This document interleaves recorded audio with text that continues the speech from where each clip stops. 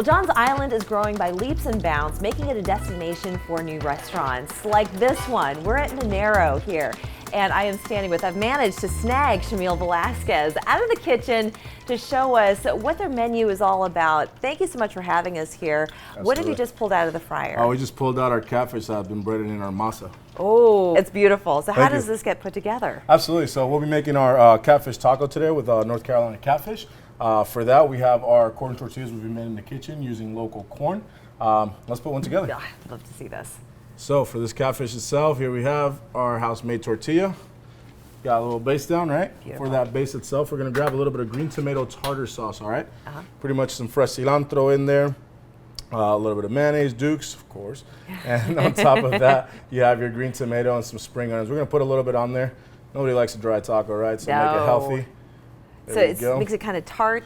Absolutely, it's a little sweet, a little tart, fatty for sure. All it is giving a little moisture to the fish itself. On top of that, we're gonna go get our little fried catfish right there, nice and crunchy. All that coating, what it does, it just gives it a nice little crunch and texture to it. And we're also gonna grab a little cabbage here. For the cabbage, I'm gonna hit it with a little bit of lime juice, just to give it a little more tartness on there, you know. Just cuts through the acidity, cuts through that fat too. A little bit of cabbage right there. A couple things to do this taco here. We're gonna throw a little onion, a little allium flavor on there. Yep. Throw a lime in there, you know, for a party. But to make it a little more interesting, you get a little chile de árbol powder. You hit it on top. Just gonna give it a little hey, how are you? Thing, you know. Beautiful. Go ahead. All right, thank you. We have our catfish taco and our house-made corn tortilla.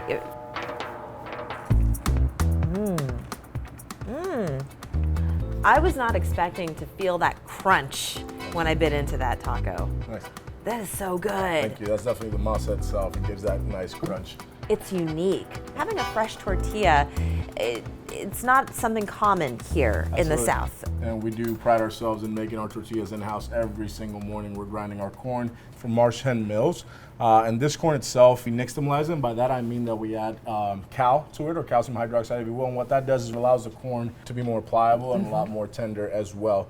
And from there, we grind it and make our masa. From the masa, we make the tortilla. Beautiful. So every single day we're going in this process. Goodness gracious. To make it. But just like they do in the old country. Oh, I mean, absolutely. This is how it's done. That's how it's done every single day in reality. You've been open for a couple of months.